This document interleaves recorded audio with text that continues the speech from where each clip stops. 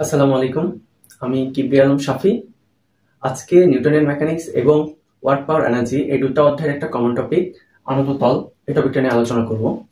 এই টপিকটা তুমি এইচএসসি বলো বা অ্যাডমিশন টেস্ট বলো, কোথাও না কোথাও একটা না একটা এমসিকিউ বলো বা রিটেন কোশ্চেন বলো, আসবেই। এমন ইম্পর্টেন্ট একটা টপিক। তো চলো এই টপিকটা বেসিক থেকে দু একটা ম্যাথ করব, করে পুরোটা একদম কমপ্লিট করে ফেলবো। চলো শুরু করি।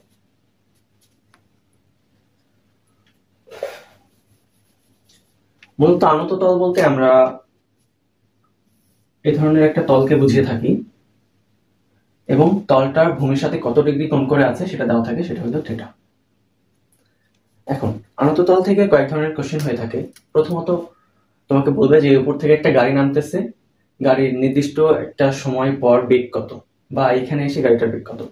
অথবা বলতে পারে যে এই তলের উপর একটা বস্তু রাখা হলো, বস্তুটা কত ফ্রিকশন বল দ্বারা এই তলের উপর আটকে আছে। এ ধরনের কোশ্চেন মূলত আসতে পারে।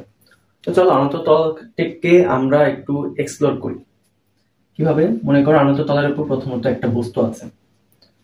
তো বস্তুটার, আমরা জানি কোনো জায়গায় একটা বস্তুকে রাখলে বস্তুটার ওজন সবসময় একদম নিচের দিকে ওয়াই অ্যাক্সিস বরাবর ক্রিয়েট করে।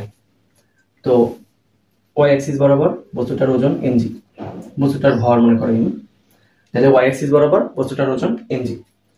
এখন তলের অভিলম্বিক প্রতিক্রিয়া, এই যে তলের অভিলম্বিক প্রতিক্রিয়া একদম তলের সাথে লম্ব বরাবর ক্রিয়া করছে, এই বরাবর তলের অভিলম্বিক প্রতিক্রিয়া আর ক্রিয়া করতেছে। এখন আসো, এখন এই কোণগুলোকে আমরা একটু অ্যানালাইসিস করব। তলের অভিলম্বিক প্রতিক্রিয়া রেখাটা একটু বাড়িয়ে বাড়িয়ে দিলাম। এখন সেই কোণগুলা একটু এক্সপ্লোর করার ট্রাই করি। এটা যেহেতু একদম লম্ব, তাই এই কোণটার মান 90 ডিগ্রি। তারপর আসো, মনে করো এই কোণটাকে এক্স ধরি, এক্স ধরে এই কোণটার মান নির্ণয় করি। এখন দেখো, আমরা জানি ত্রিভুজের তিন কোণের সমষ্টি কত? 180 ডিগ্রি। তাইলে এখানে তিনটা কোণ লিখে ফেলি। প্রথমত থিটা প্লাস এই কোণটা 90 ডিগ্রি প্লাস এই কোণটার মান এক্স। তাহলে দেখো এক্স এর মান আমরা নির্ণয় করতেছি, কিন্তু তাহলে 90 ডিগ্রি এই পাশে নিয়ে আসো, তাহলে 90 minus theta equal to x. তাহলে এই কোণটার মান পেয়ে গেলাম, কিন্তু এই কোণটার মান কত আসলো? এই কোণটার মান আসলো 90 মাইনাস থিটা। এবার আসো, এই কোণটা তো পাইলাম, এবার এই কোণটা নির্ণয় করবো। এই কোণটা কত দেখা যাক তো। এই কোণটাকে এবার এক্স ধরো। এখন দেখো, এখন একটু খেয়াল করো, কি খেয়াল করবা? এই যে দেখো, একটু আগে বললাম যে তলের অভিলম্বিক প্রতিক্রিয়া, তলের অভিলম্বিক প্রতিক্রিয়া অভিলম্ব, তলের অভিলম্বিক, অভিলম্বিক মানে তলের সাথে একদম লম্ব বরাবর ক্রিয়া করবে। তাইলে এই যে এই কোণটার মান 90 ডিগ্রি, এই কোণটা যদি 90 ডিগ্রি হয় তলের অভিলম্বিক প্রতিক্রিয়া, এই কোণটার মান কত হবে তাইলে বলতো? এই কোণটার মান হবে 90 ডিগ্রি। এখন তাহলে এই পুরো কোণটার মান কত?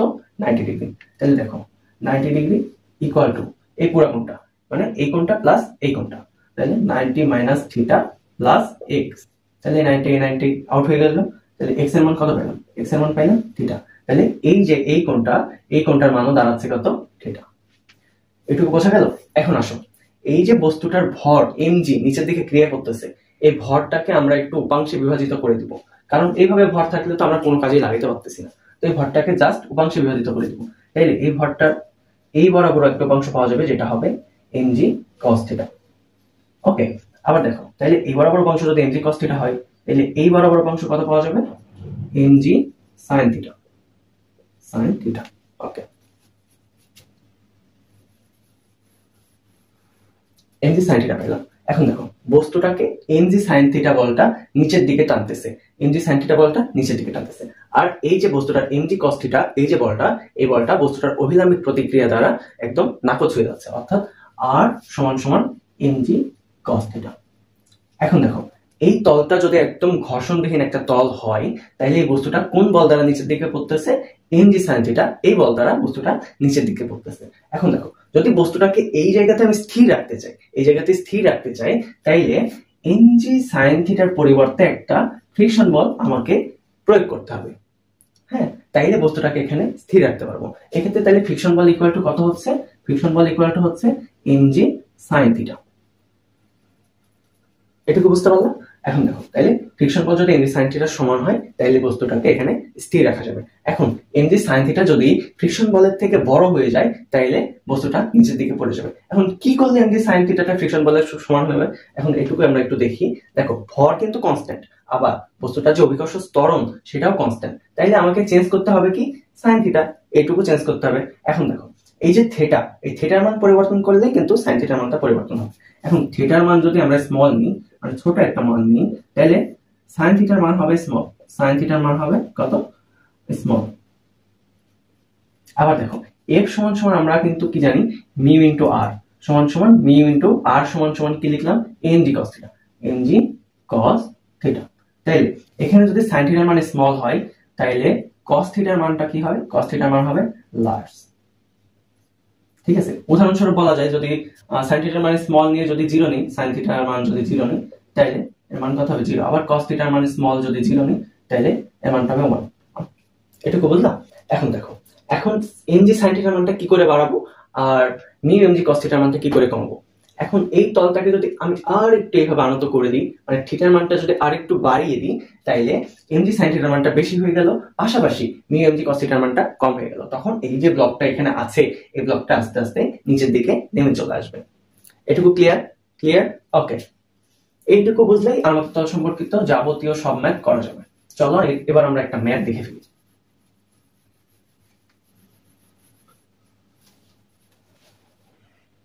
ম্যাথটা হইল 1500 কেজি ভরের একটি গাড়ি 30 ডিগ্রি কোণে আনত একটি তল দ্বারা 30 ডিগ্রি কোণে আনত একটি তল দ্বারা নিচের দিকে নামছে।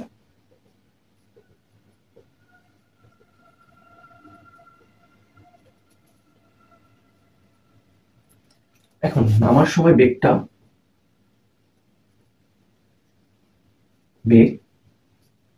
25 মিটার পার সেকেন্ড।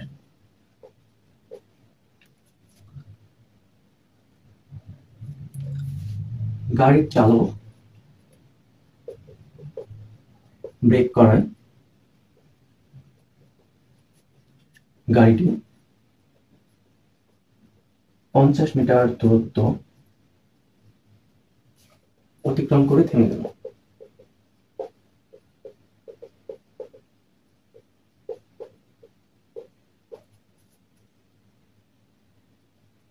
গতি প্রতিরোধকারী বল নির্ণয় করতে হবে। গতি প্রতিরোধকারী বল কত? ওকে, এটা আমাদের ম্যাথ। এই ম্যাথটা আমরা 3টা নিয়মে করব। 3টা নিয়ম। প্রথমে করব কাজ শক্তি উপপাদ্য দিয়ে, তারপর করব শক্তির সংরক্ষণশীলতা নীতি দিয়ে, তারপর করব নিউটনের সূত্র দিয়ে। এই 3টা নিয়ম ইউজ করে এই ম্যাথটা 3 বার করব। তো চলো প্রথমে কাজ শক্তি উপপাদ্য দিয়ে করব। কাজ শক্তি উপপাদ্য। ম্যাথ করার আগে আমরা একটু চিত্র দাগিয়ে নিব। ফিজিক্সের ম্যাথগুলো করার ক্ষেত্রে একটা বিষয় সবসময় মনে রাখবে, সেটা হলো সবসময় চিত্র দাগিয়ে ম্যাথগুলো করবা। চিত্র দাগিয়ে ম্যাথগুলো করলে ম্যাথগুলো ভুল হওয়ার সম্ভাবনা খুবই কম থাকে। তো চিত্রটা দাগিয়ে নিই, সব ডাটা অ্যানালাইসিস করে চিত্রটা দাগিয়ে ফেলবা 30 ডিগ্রি। তারপর গাড়ি, মনে করো গাড়ি এইখানে আছে, এখান থেকে নামছে, গাড়ির ভর আছে mg নিচের দিকে, এই বরাবর অংশ mg cos থিটা, এই বরাবর mg sin থিটা, আর অভিলম্বিক প্রতিক্রিয়া r। এই যে প্রতিরোধকারী বল এই মানটা আমাদের নির্ণয় করতে বলছে। হ্যাঁ, এখন গাড়ি যখন নামছে তখন গাড়ির একটা বেগ আছে u, সেটা হলো 25 মিটার পার সেকেন্ড, আর এখানে এসে গাড়ির বেগ হয়ে গেছে 0 মিটার পার সেকেন্ড। ওকে ওকে ওকে। এখন কাজ শক্তি উপপাদ্য কি বলছে? কাজ শক্তি উপপাদ্য বলেছে যে মোট কৃত কাজের পরিমাণ হইল গতি শক্তির পরিবর্তনের সমান, অর্থাৎ মানে শেষ গতি শক্তি বিয়োগ আদি গতি শক্তি। এখন মোট কৃত কাজ, এই জিনিসটা আমাদের নির্ণয় করতে হবে। এখানে আরেকটা টপিক তথ্য দেওয়া আছে, সেটা হলো এই যে তলের দূরত্ব সেটা হলো 50 মিটার। হ্যাঁ, এখন মোট কৃত কাজ দেখো, এখানে কয়টা বল দ্বারা কাজ হচ্ছে বলতো? দুইটা বল দ্বারা। প্রথম কোনটা? এই যে mg sin থিটা দ্বারা বস্তুটা নিচের দিকে নামতেছে, আবার এই যে ফ্রিকশন বল, এই বলটা দ্বারা বস্তুটি উপরের দিকে টেনে ধরে আছে। তো চলো দুইটা বল দ্বারা কৃত কাজ লিখে ফেলি। mg sin 30 ডিগ্রি প্লাস ওকে, বলের সাথে তো সরণ যোগ করতে হবে, ইন্টু 50 প্লাস f ইন্টু 50। এখন দেখো সরণ হচ্ছে কোন দিকে? নিচের দিকে, আর বস্তুটার যে বল সেটা ক্রিয়া করতেছে উপরের দিকে। তাদের মধ্যবর্তী কোণ কত? 180 degree. 180 degree equal to half into M V square. V square মান 0 মাইনাস ইউ স্কয়ার 25 এর উপর স্কয়ার। ওকে, এখন চলো মান বসাও। এম এর মান দেওয়া আছে না? 1500 কেজি, হ্যাঁ দেওয়া আছে 1500 ইন্টু জি এর মান 9.8 ইন্টু সাইন 30। আচ্ছা সাইন 30 এর মান হাফ বসিয়ে দাও, half into 50 plus F into 50। এখানে তো cos 180 হবে, cos 180।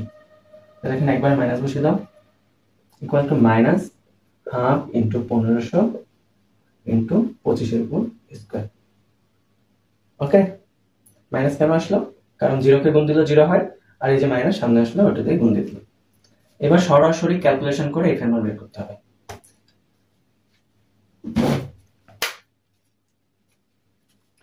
ওকে দেন তাহলে ক্যালকুলেশন করি।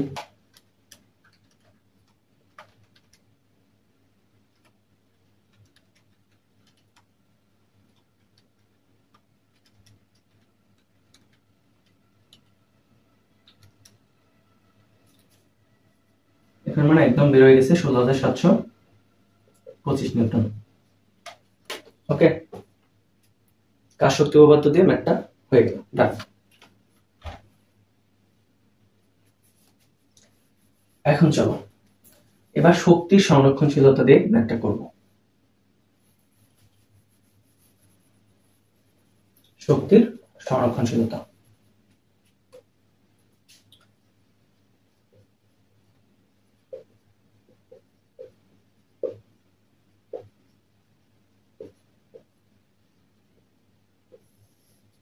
শক্তি সংরক্ষণশীলতা অর্থাৎ এই বিন্দুতে, এই বিন্দু মনে করো এ, এই বিন্দু বি, এই বিন্দুতে যা শক্তি বি বিন্দুতে সেম শক্তি থাকবে, অর্থাৎ শক্তি ধ্রুব থাকবে।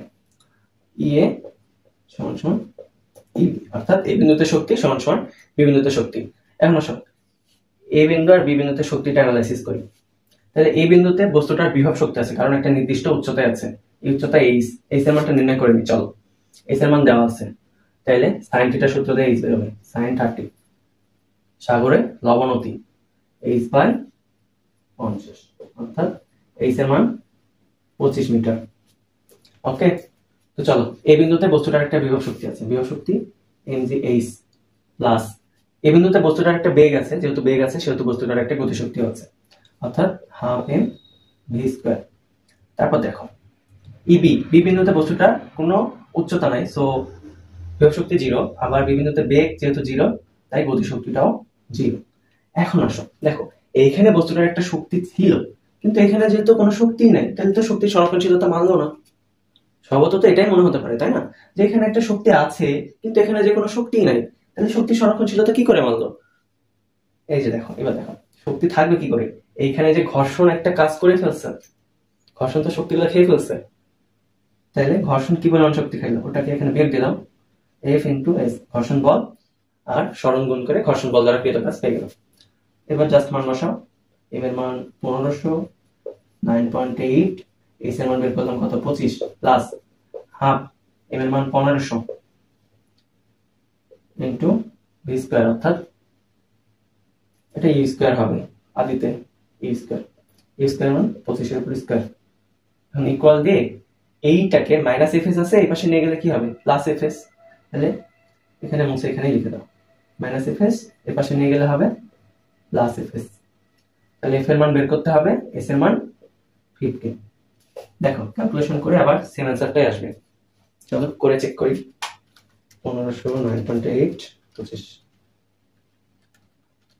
15 স্কয়ার। आंसर চলে আসছে 16725 নিউটন। ওকে, ডান। চলো এবার নিউটনের সূত্র কি বলে দেখি। নিউটনের সূত্র দিয়ে একটা করি। নিউটনের সূত্র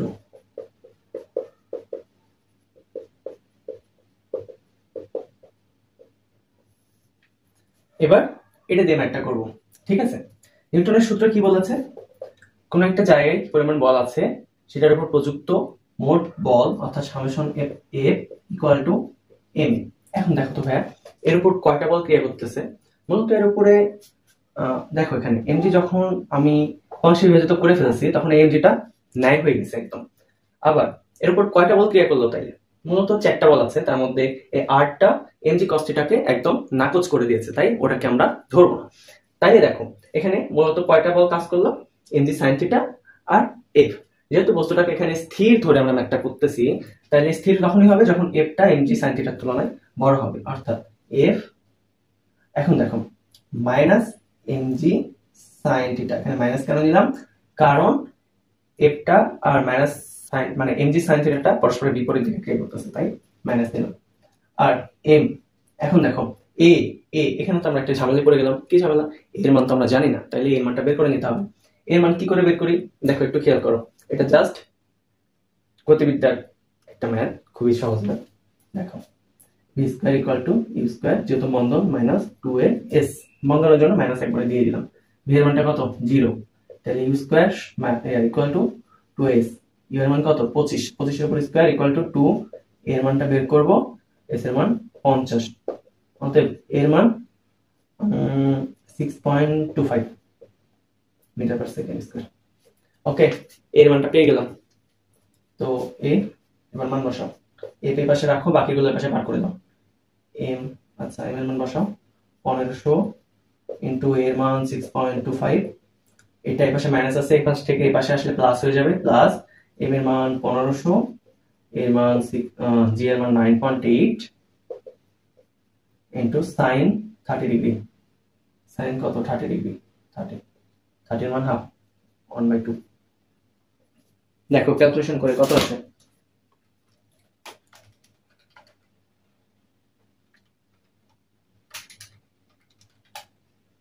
ব্যাস অ্যান্সার মিলে গেছে। দেখো 16725 নিউটন।